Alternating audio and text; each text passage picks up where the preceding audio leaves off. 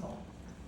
The corpse of a fugitive killed in 1911 traverses the United States for 65 years until it's finally buried. Sounds crazy? No. Crazy but true.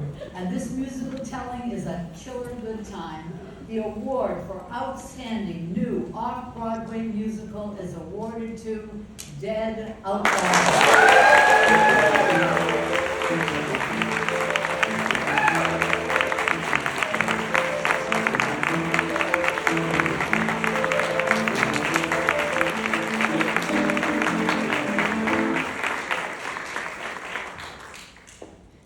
Idamar and I also dance in the house together.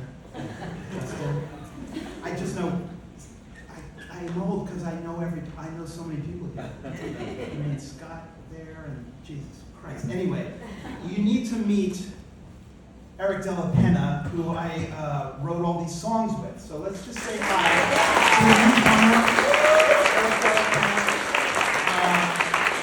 Really one of the best songwriters around. Kill Henry Sugar is one of his bands, and you can look up his music online. It's just great. You won't be sorry. You'll thank me. You might pay me. I've known Eric for over 20 years. I've known Idamar for 10, 12 years. I've known the story of Elmer McCurdy for 35 years, let's say, and it's haunted me. And it wasn't until Eric and I started discussing the story and then writing songs that it started turning into something that could be shared. And it wasn't until I said to Idamar, want to write something where the guy who is the main character is dead for half of it? And he said, sure. Coming off the band's visit. And then we went over to, of course, David Cromer, who we had such a great time with. We laugh a lot, the four of us now. And he said, no, I don't want to do this show. And why don't you want to do this show? And he came and saw us perform the songs with a narrative that Idamar had written for me to read with our band. And he said, I don't like to go see just a band playing songs. I need something. I need some movement, some colorful movement. I said, then you're the right person. And he agreed. He also said, but you can't be in it, and I agreed. Anyway, the point I'm making here, is I don't know what it is, but thank you.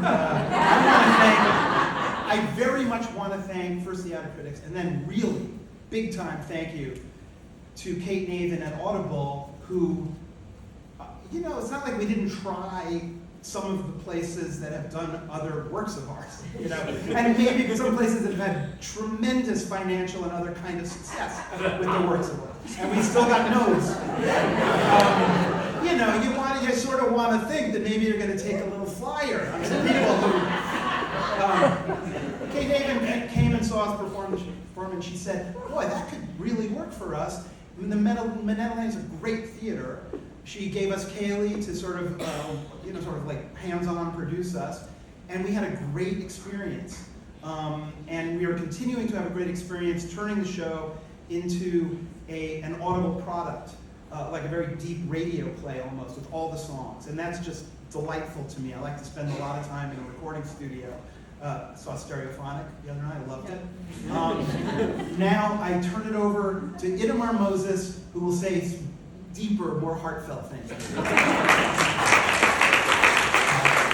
don't have much to add, except I can say the thing that David and Eric can't say, which is to talk about them and their extraordinary songwriting, and how, like, the people say, that it's sort of a truism almost that book writing is thankless, but that hasn't been my experience, not only because I sometimes get awards for it, but also because there's this lovely period, sometimes lasting years, when you're this person with this great secret. You have this, I had the songs from this show on my laptop for 2 or 3 years before anyone else got to hear them.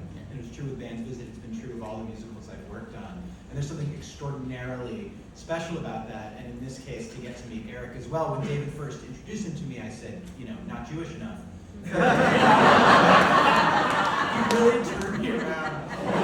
It was also nice to have David's first reaction to any idea of mine of a new song is to always say no, and it was nice to have someone whose reaction was anything other than that. songwriting into the Outer Critics Circle. Some might say that the Outer Critics Circle was formed out of resentment of being left out of the New York Critics Circle, but not me. Like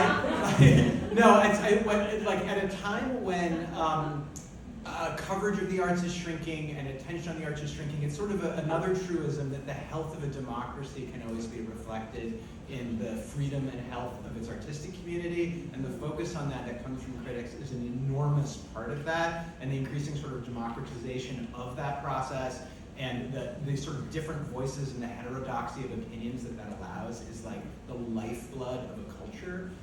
So it's just, a thrill to be honored by this group, and thank you very much.